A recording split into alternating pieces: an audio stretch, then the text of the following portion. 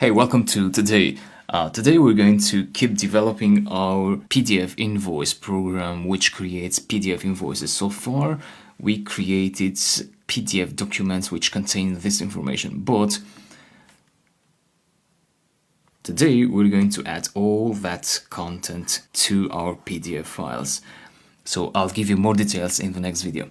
Good luck. Hey, welcome back. Yesterday we coded this script which produced these 3 PDF files. So each of them looks something like this. So we extracted that invoice number from each of these file names. Now today our purpose, our goal is to keep developing these PDF files and add more information, which will consist of adding the date. And that is also information which we get from the file names. You see, each Excel file has the date here when it has been created, so the invoice date. And then we're going to extract these data from inside the Excel files and then write some labels here at the end of the PDF file. So let's go ahead and do this. This is the code we have currently. So it simply creates a PDF document for each file path, for each Excel file path, and it adds a page to that document. And then we get the invoice number from the file name and we write that invoice number inside the PDF document. So we do that for each Excel file. And then we output the PDF in a PDF file on disk. So now, before we write the final PDF file on disk, we want to add more content. So let's split the code like that to make it more readable. So we read the data frame, we create the PDF file, get the file name and the invoice number, create the cell, and now in between here, we want to basically duplicate this code. So to duplicate some code on PyCharm, you can just select the code by clicking on the numbers here and dragging your cursor as I'm doing. So select these two and then press on Ctrl D or Command D on your keyboard. That will duplicate those lines of code. I duplicated these lines of code because here I'm going to write the date, so it's basically the same code but with different values. The date, something like that. And here goes this second part of that. Now, to get the date, we should refer to the file name. So the file name of each Excel file contains the date. So file name is a string, and then we split that string at the dash, and that gives us a list. So this expression here gives us a list of 2 items, 2 strings. The first string is the invoice number, let's say 10001, and the second string is the date, 2023.1.18. So that is a list of 2 strings, and we got the first item of that string using this indexing operation here. So we extract the first item which has an index of 0. Now, to extract the second item, you have 2 choices. Either you select this code, duplicate it with Ctrl D or Command D, and you say date is like that. So you extract the second item of the list, which is the date. Or another way is to say here invoice number date is equal to that, and then you remove that.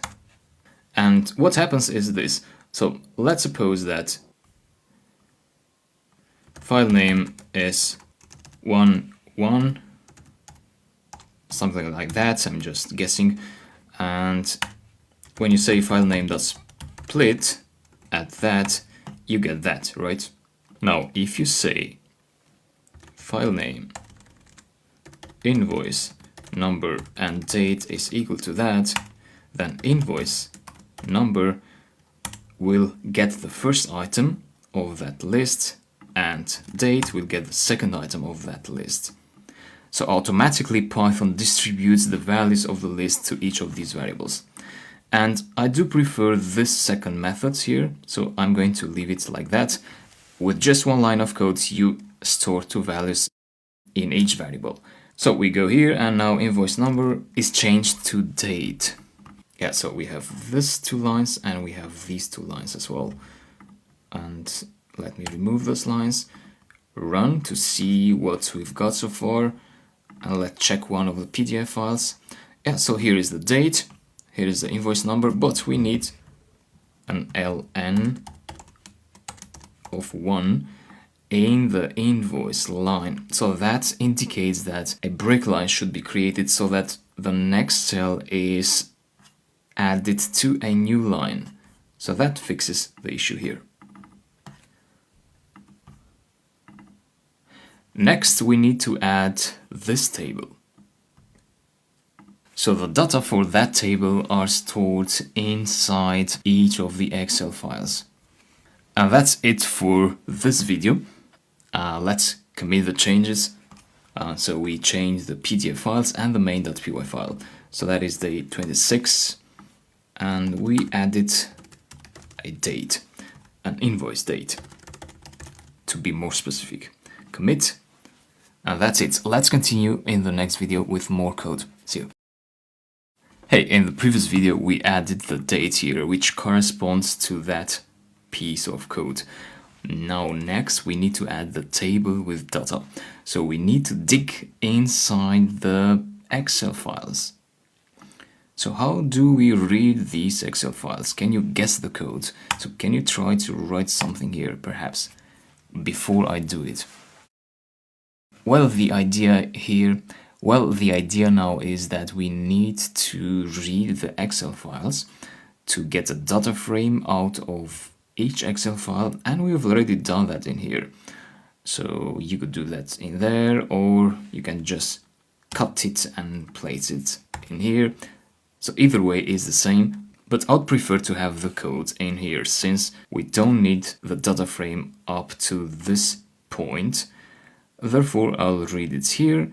It makes more sense logically, and then I say for index row in df.iter rows, so you know already how we iterate over data frames. And in each iteration we need to set the font,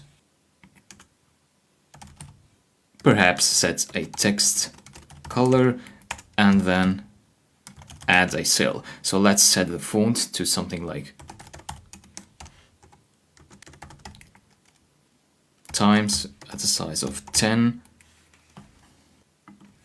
80, 80, 80 should do it for the text color, so that should be gray. And then we add the cell. So for that, let me show you the finished PDF, how it looks like. So we need to add product ID, product name, amount, price per unit, total price. So that would be something like width 30. Usually we set the width to 0 to expand the entire horizontal length of the PDF document. This time we will use 30, and I'll explain you why in just a bit. Let's use 8 for height, and the text is going to be row. So that would be the first value. For now, let's ignore this header. Let's just add the values, and then we think about how to add the header. So now I'm working on this particular cell here. With that, I'm adding that particular cell, the product ID. So the row is from the Excel file. Let's see the actual name, the exact name of the product ID column, product underscore ID. So as a string, product underscore ID. So that's one cell. Now, I will not add ln is equal to 1 this time, because I want the next cell. So I want the next cell to be written next to this cell. So what I did is that I set a width of 30 for this cell, right? That's what I did here in the code. In here, a width of 30, and then the next cell is going to start from here up to here. So let's give this cell a width of, let me delete that ln, we don't use that this time. So pdf.cell, a width of 70 for this, a height of 8, and txt this time is row. Let's see in the Excel file. So that is product name, product underscore name. So we have to do the same for the other cells, amount purchased, price per unit, total price. So let me duplicate this code like that, and I would give a width of 30 for this one. So that is, again, amount purchased, amount underscore purchased. Then we've got price per unit, and total price. Yeah, that's what we've got. And oh, we need parentheses at the end here. You see this underline in red. That means something is wrong with the syntax. So now it should be fine. And then we have the output method, which is outside of the for loop. That means once the for loop ends, once the for loop iterates over all the rows of the current Excel file.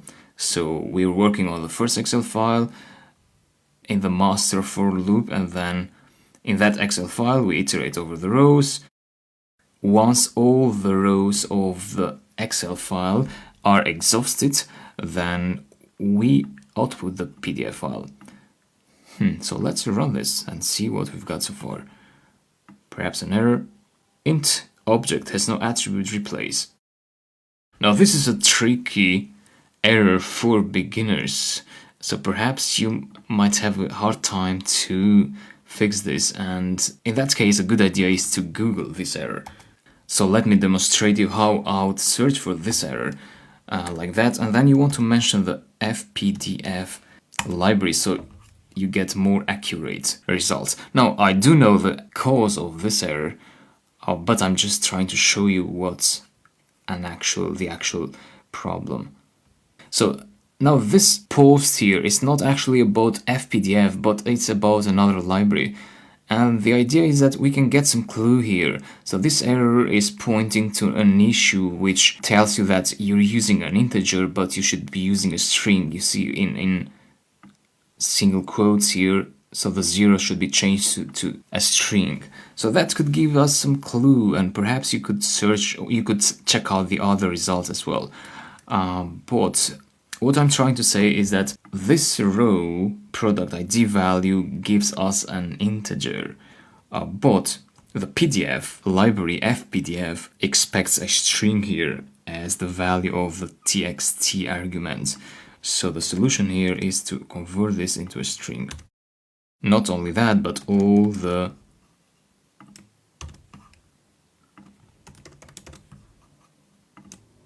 items of the other rows as well. So like that.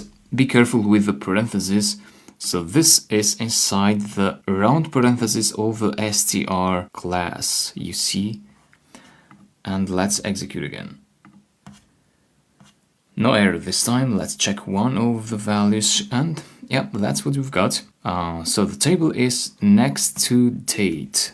Therefore, in date, we should have created an ln argument to break the line after the date to give space for a new line for the table. And you might also want to have a border for the rows, for these cells here. So I'm going to add here at the end border is equal to 1, and do the same for all the rows. But be careful again with the syntax. You're adding a border argument to the cell method. You're not adding a border argument to the str class. So you see the difference here. If you wanted to add an argument to str, you should be working inside the parentheses of str, which is somewhere in here, equal to something, right? But that's not the case, so be careful with that. Border, again, border is equal to 1. border is equal to 1. Execute. And yeah, now it looks better. We have the product ID, the name of the product, and the amount purchased, which is 2, price per unit. And the total price is not rendered because I need to change these to another value, for 3030. Otherwise the cells will be too big. Run again. Yeah, now it looks a bit better. In the last value, in the last cell, we need to add ln is equal to 1 as well. Run again. And now we've got that problem solved, where if you notice it, the table was not displaying correctly. So now we've got the table correctly, because after the last cell we give space to the next row. So every row is printed out in its own place. Okay, so now next, what we need to do next is add a header to this table. So we need to say here that, oh, this is the product ID, this is the product name, and so on. We can get the header from the Excel files. So you see product ID, product name, amount purchased, etc. So how do we extract the header out of an Excel file? We can do that using pandas. So let me demonstrate that to you in here first. So we have import pandas as PD, and so we read the data frame like that, and this would be, for example, invoices 101. I can get this path actually from clicking on the Excel file, right click, go to copy path reference, and then you want to copy path from content root. So press on that and then go here and paste. That will give you the path to that file. So let's say we got that data frame. So we get that data frame in each iteration of the loop. And let's suppose we are in one current iteration of the for loop. df is equal to that in that iteration, and then df.columns gives us this object. So columns is a property of a data frame, and the type we get is this index object type. So that is an index object type, but you can convert it into a list using the list class like that, and you get that list, right? So let's do that in here. So we are somewhere in here, and actually we need to work outside of the for loop, because, you know, we only want to add the header once. It's one header. That's why we don't want to be inside the for loop. So we have multiple rows which are rendered here by the for loop, but we have one header. Therefore, we should be outside of the for loop. So columns will be df.columns. So that's just a variable. That is the property. You could say something else here. So don't confuse that with that. They just happen to be the same names in my case. And yeah, we need to convert them into a list. And then you need to get those lines and add them here. So this time the txt argument should be changed to columns 0. Sorry, this should go. And then we have here columns 1. That would be columns 2, columns 3, and lastly columns 4. Let's run the script. And yeah, so product ID, product name, amount purchased, price per unit, total price.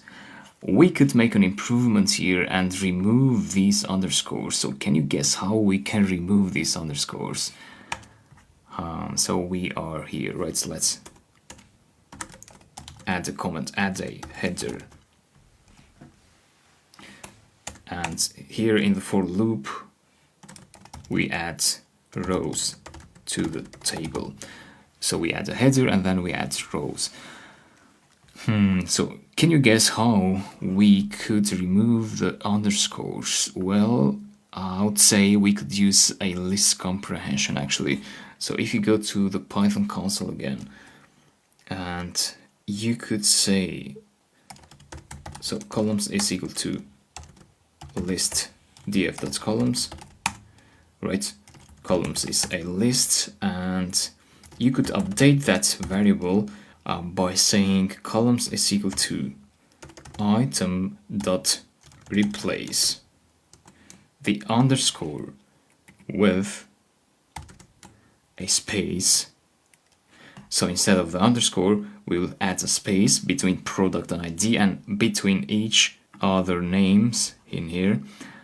And then we will capitalize all the words of that string for item in columns.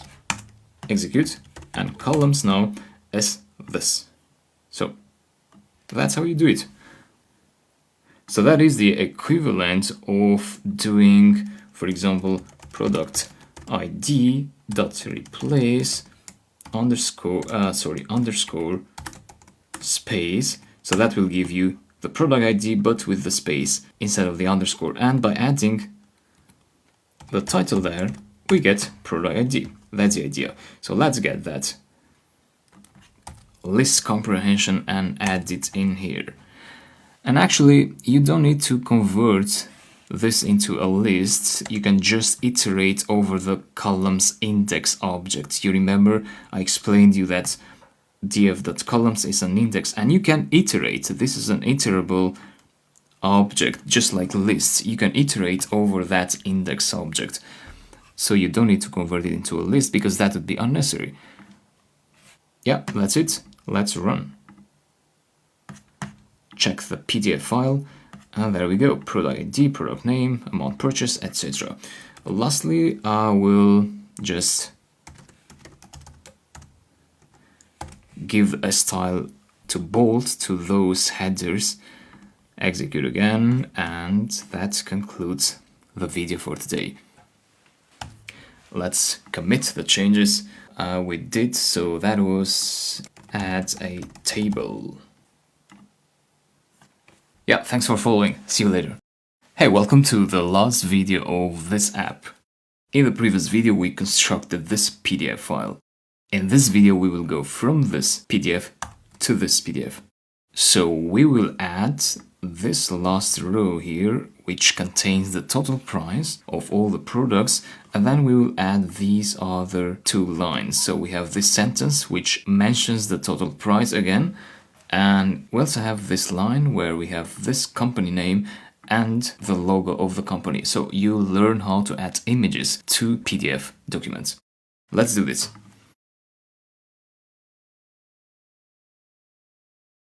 So the first question is, how do we calculate the total price? And where do we work? Do we work inside this for loop? So should we write code inside the for loop in here, or should we write the code outside of the for loop? For that, you need to look at the PDF again to understand the problem here. So we added multiple lines using the for loop, but now we only need to add one line with the total price. So the keyword here is one. It's not multiple. Therefore, we need to be outside of the for loop. And to get the total price, you can do something like this. Let's go to the Python console and make sure you have imported pandas and you have read the data frame in here, and I have done that already. So I have a data frame in the df variable. So you can see that I read the data frame previously in here for that first Excel file. So now to get the column of product Let's see exactly what that column is. So total price of each product is in the total price column. So that gives us this column. Now to get the sum of that column, you do that again and then you add the sum method. That gives you the sum of that column. So 302 plus 37, we get 339. And that is the number now which we need to add as a new row in here outside of the for loop. So I'm going to copy these lines, place them outside of the for loop again. I want to emphasize that. And then, so we have multiple cells here. And what I'll do is I'll have empty strings in the first cells, like that, like that. And for this, I'm going to have the sum. Let's say total sum, which is a variable we haven't calculated yet in the script here. We did that in the Python console, but that's another story. So total sum is equal to that code. Copy that, paste it in here. So there goes total sum, but this should go as a string, because txt expects strings, not integers or floats. Yeah, let's run this. Check the first PDF. And there we go. So that is an empty string, that is an empty string, empty string, empty string, and that is the sum. So that's what I did in here with these empty strings in here. Right, that's how we add the total sum. Now let's add those two lines using a cell. So set fonts in here, and let's copy the cell as well. The text should be an F string, so we want to write something like the total price is a placeholder, and here goes the total sum variable which we calculated in here. And then another cell. Oh, this shouldn't have a border, but it should have an ln of 1. And then I'll duplicate these lines. So add total sum sentence, and then this will be add company name and logo. So that would be Python how.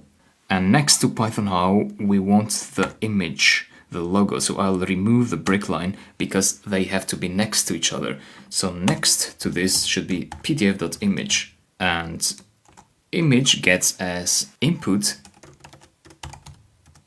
the path to the image file. So you can find this image attached in the lecture resources. So you should get that image, copy it and paste it in the root directory. So just here.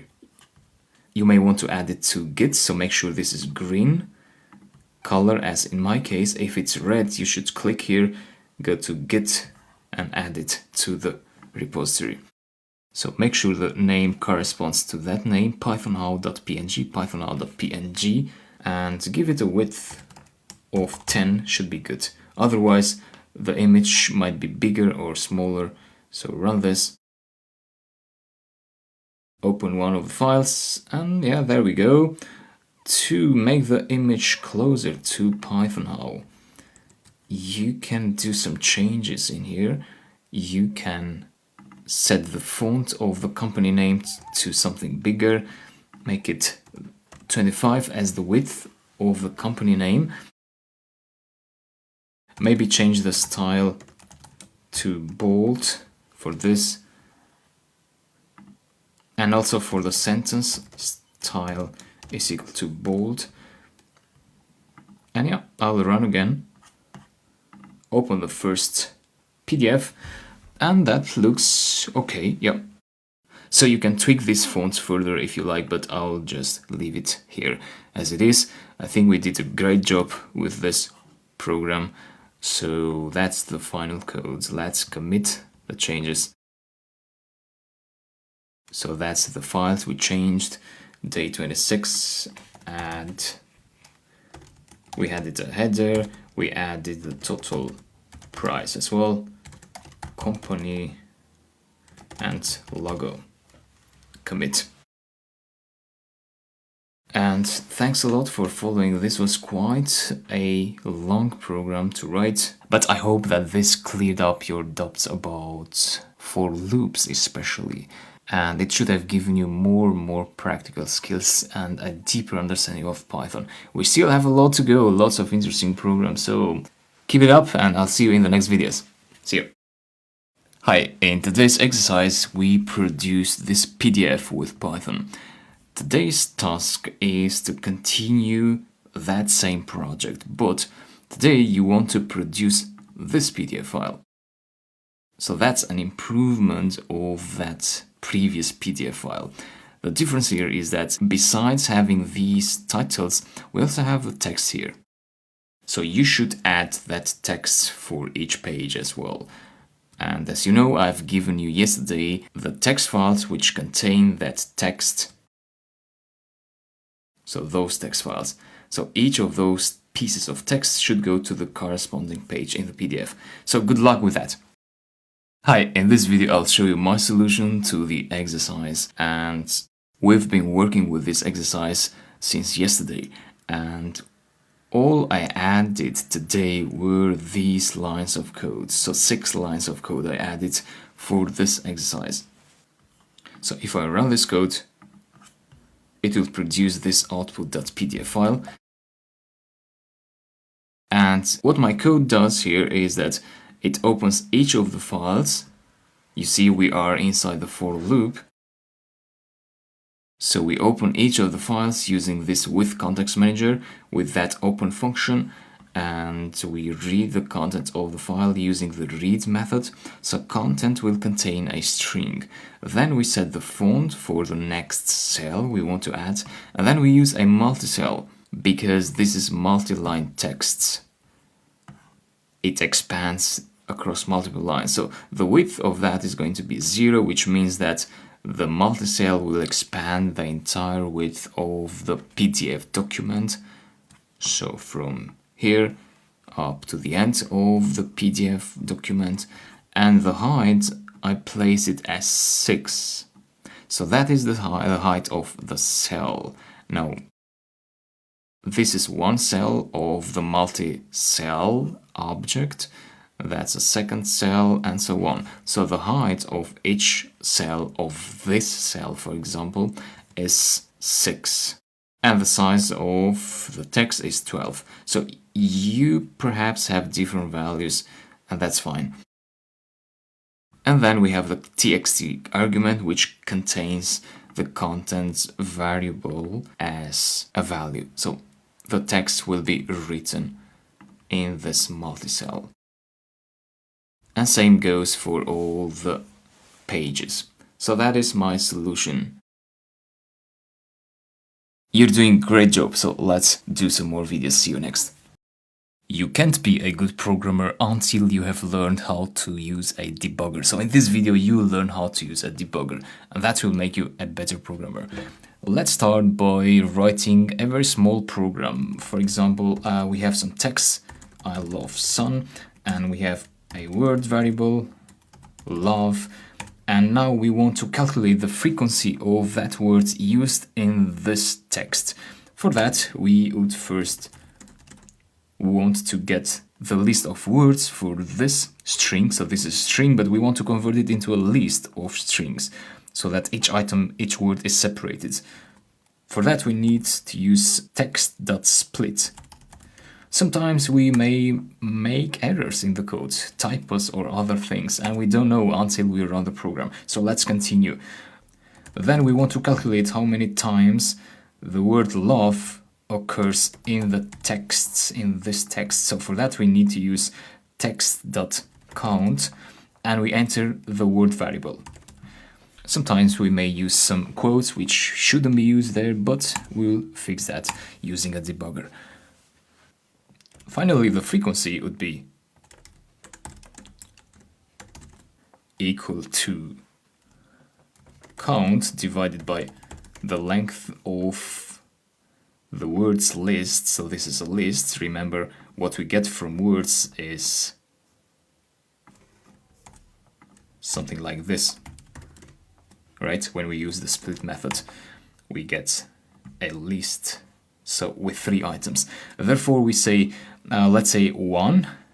So the word love is 1 time. It occurs 1 time in the text, so we will get 1 for this, and the length would be 3 of the words list. So 1 times 3, we get 0.33 times 100, we get the frequency, and we print out the frequency. So that's a program we created. Now let's run this program. To run the program, you know that you can use the normal triangle button, but then you get an error. So you can fix this error by using your logic, try to read the error and so on. But if the error is a bit harder to understand, you want to use a more powerful way, and that is to use a debugger. So let's use a debugger to fix this error. And to fix this error using a debugger, you want to begin by creating a debugging breakpoint. The breakpoint now should be at the line where the error occurred, which is line 4. So you go to line 4, and in between the line number and this vertical border, you can click somewhere in the middle. And that should create this breakpoint, which looks like this red dot. You cannot create breakpoints at empty lines, so please be aware of that. So once you create a breakpoint at the point where the error occurred, you can access the debugger by right-clicking over the script and go to the debug main item. Click that, and that will execute your script until this line. So that's what a debugger does. It executes your script partially. So this line has not been executed yet, and we don't get any errors here. What we get is a debug pane. So this panel here is part of the debug tab.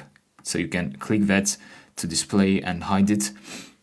And this debug panel has 2 tabs, the debugger tab and the console tab. First, we will use the console tab, and then I'll show you what the debugger tab is for. So the console tab is mostly used when you get an error message, like the one we got in the run tab, right?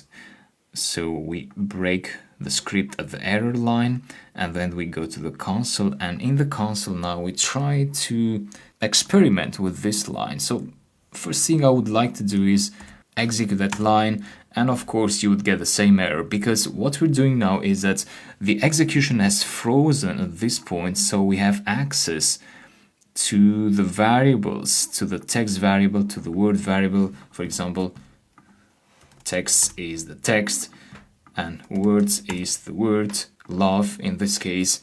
And so we can take a look at the error, try to use our logic, what's going on.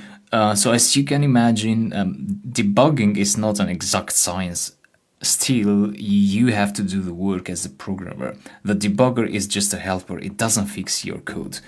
So it just gives you this Python console which has access to this point in the script. So perhaps you might want to do a dir text to really see if sleep is part of this variable, because the error is saying that sleep is not part of this. So with that, we'll realize that actually you need to use the split method, which is somewhere here, split. So once you realize that, what error you did, what mistake you did, then you stop the debugger. You can go to this button to stop the debugger, and then you go here and you change that to split. You remove the breakpoint, and then you run the script again to see if that fixed the error or not. Right, so no errors anymore, so we use the debugger successfully to fix the error. Right, so we fix the error and we have no errors anymore. But having no errors doesn't mean that your program is working fine. You should double check the output you got. In this case, the output is 0.0, but we know that the word love occurs once in this script. So what we should get instead here is 33.333, something like that. So in that case, we won't use the debugger again using another method. In this case, we don't have an error, so we don't know where to place the breakpoint. In that case, you should place the breakpoint in the very first line. And then go and right-click, go to debug main. This time, what we want to do is we want to execute these lines step by step and see how the output changes. To do that, you can use the debugger tab this time, not the console tab, but the debugger tab. And then find the step into my code button, which is the third one in here. So please press that one time. What you'll see is that we've got a variable here, text is equal to I love sun. So when we press that button, Python executed the first line, right? Because before that, Python, the interpreter, hadn't executed any line because the breakpoint was at the very first line. So when we press that for the first time, you execute the first line. So you check the output, I love sun. You press that button again. You see that the second variable was declared, so the second line was executed. You see now this is highlighted. That means if you press that button again, this will be executed. So let's press the button again. Right? You see that you have a list of words, so you make sure that the list is correctly constructed. I love sun, 3 strings in a list, that's fine. So what we're doing here is we are checking the intermediate results step by step using the debugger step into my code tool. The next step is to execute this line. So go to step into my code again. Check the output, count. Oh, so count is 0. And that's where the error is. So we were able to figure out where the output is incorrectly calculated. So before frequency is calculated, we've got count, which is containing the wrong value, this variable. So now that we know the problematic line, we can look closely at this line. So try to figure out what's wrong with this line. So perhaps the count method is fine. Oh, perhaps this variable, it's not a variable, but it's a string. So word is a variable, right? But we have placed it here as a string. So in that case, you should delete those quotes, stop the debugger, run the script again, and this time we get the correct output. So that was how to debug a script which doesn't have functions. But what if we had a function definition in the script? The process might feel a bit different. So let's make sure you understand the debugging process when you have function definitions. So let's create a function here. Define get frequency, which has as arguments the text variable and the word variable. So let's remove these variable declarations because we will get them from the user when the function is called. And let's indent these. So we get the text, we split it, we get the count by using this expression, and the frequency also is also part of the function. And then we call the function get frequency, I love sun, and the word is love, so we want to count the frequency of the words in that text. And let's store this in a variable, frequency. And this is complaining that the get frequency doesn't return anything, so let's return the frequency. That's what this function should calculate. Then let's add some conditionals, such as if frequency is greater than 5, then we print out high frequency, else print low frequency.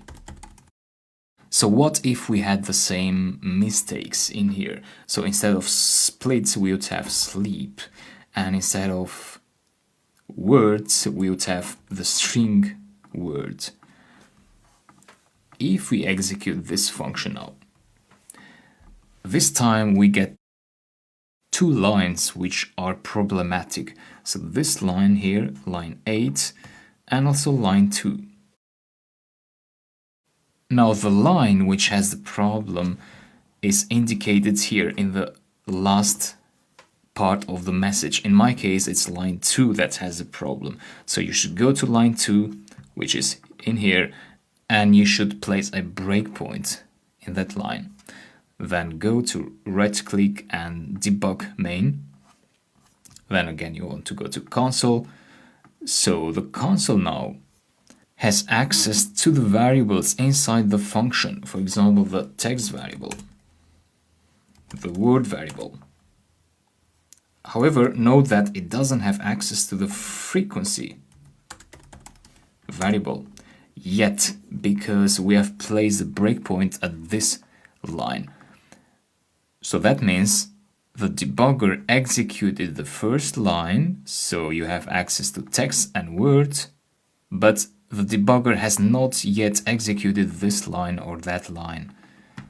So again, the process to fix this error is to try to execute this line, and you see that you've got that error sleep, and then perhaps you again do their text to check the methods you can provide, and so on. So the idea is that this console basically is like a tunnel. It has access to this inside the function, to this place, to these variables which are inside the function. And that's great opportunity for you as a programmer, because otherwise to check the values of the intermediate variables in here, you'd have to use like print functions like print count and print frequency here and so on, and execute the script using the normal triangle button. So the debugger lets you access the inside of a function. Right, so once you figure out the error, you stop the script, you change this to split, remove the breakpoint, and execute main again. So we get low frequency this time. That's not the expected output, because we know that we should get high frequencies since 33.3 is higher than 5, so this should be executed. In that case, again, we place the breakpoint in the first line, in the first executable line actually. So you shouldn't place a breakpoint in here this time, you should place a breakpoint at this line. Why? Well, because that's the line which is executed first by Python. Alright, so Python, the interpreter, reads the function definition, but it doesn't really execute anything, right? It's a function definition, it doesn't do anything. The first line that the interpreter executes is this line. And this line then executes those lines. So those lines are only executed after this is executed. And once these are executed, frequency is returned, then the interpreter goes to the other lines. So let's place the breakpoint in here, which is technically the first line that is executed, and go to debug main. So this time again we should use the debugger tab, just like we did when the script was a plain script without a function definition. So in this debugger tab now, we can go to the step into my code. I'll explain you the other buttons as well.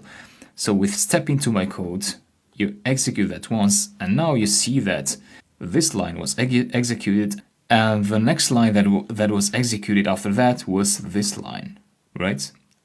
Now the next line for execution is this. So if I press on step into my code again, that will be executed. And again, in here you can see the variables, texts, I love sun, words, love. The words is a list.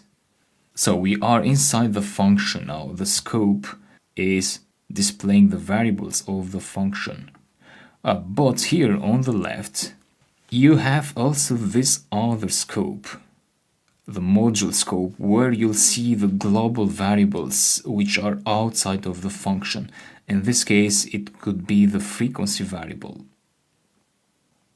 You don't see it yet here because this line has not been fully executed yet, since for this line to be fully executed, that means these lines should be executed.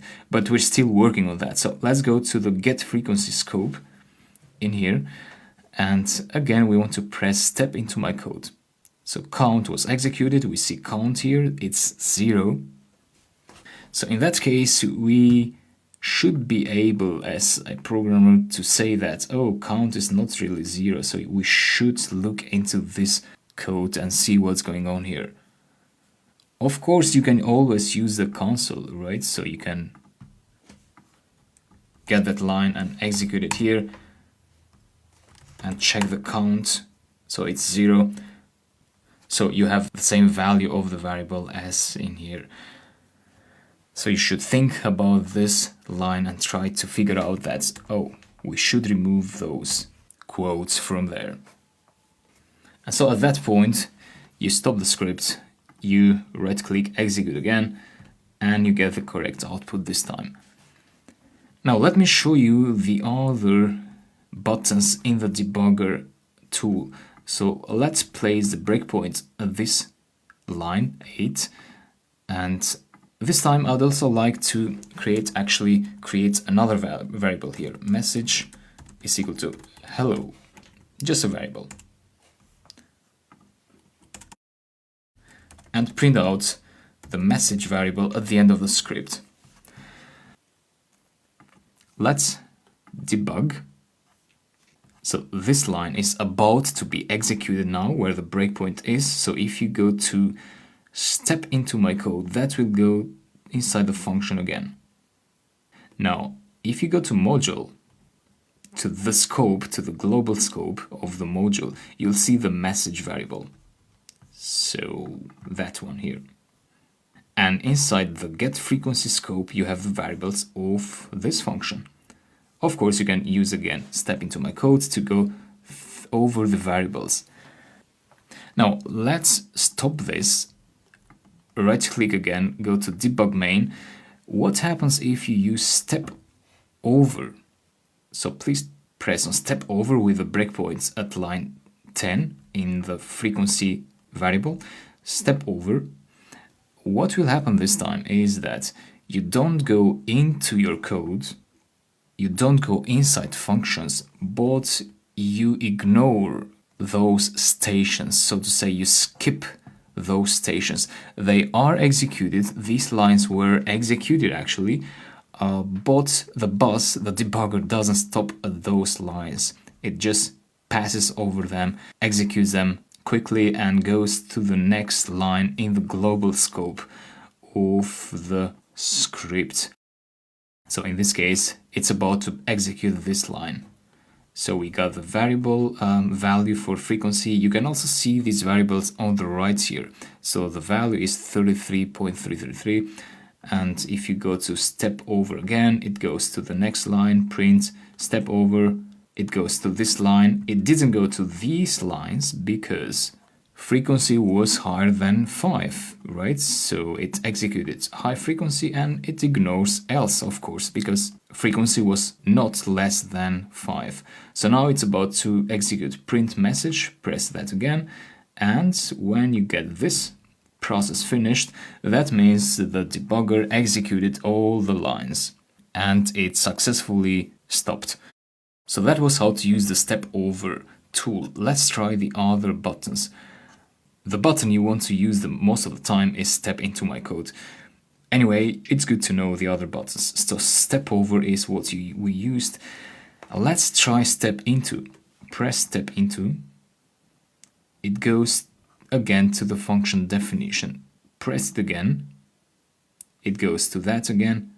Press it again, again, again, again, again, and again until the function is executed. So what happened here is that step into looked the same as step into my code. But the difference is that if you happen to have some other modules in your code, for example, let's introduce the glob module here, a standard library. And then if you had something like glob.glob here, you can have anything like that. And then you debug again, and you use step into, that will take you now to the code of the glob library. You see, this is glob.py. So basically this is trying to debug issues in this library when you use the step into. But if I stop this now and I right click again and I try to do the same thing but with the step into my code button, step into my code goes through your function lines and then goes to glob.glob, but it doesn't go inside glob.glob. So that's the difference. Step into goes inside the code of libraries, and step into my code goes only into your code. Right. We have step out as well. Step out basically puts you out of the function definition. So basically, if you're running one of these lines currently and you don't want to run the other lines of the function definition, that will take you out and it will continue with the lines of the global scope. So these lines. And run to cursor is that if you place the cursor in the last line, for example, the debugger is currently here, and now I place the cursor in here and I press on run to cursor, that will make the debugger skip these other lines and go directly into this line. Well, it's not skipping actually. These lines are executed, of course, but the debugger doesn't stop at those stations. So think of the debugger as a bus and think of the lines as stations. The bus always passes through those stations and executes them, but it doesn't necessarily stop there unless you tell the debugger, the bus, to stop at those stations.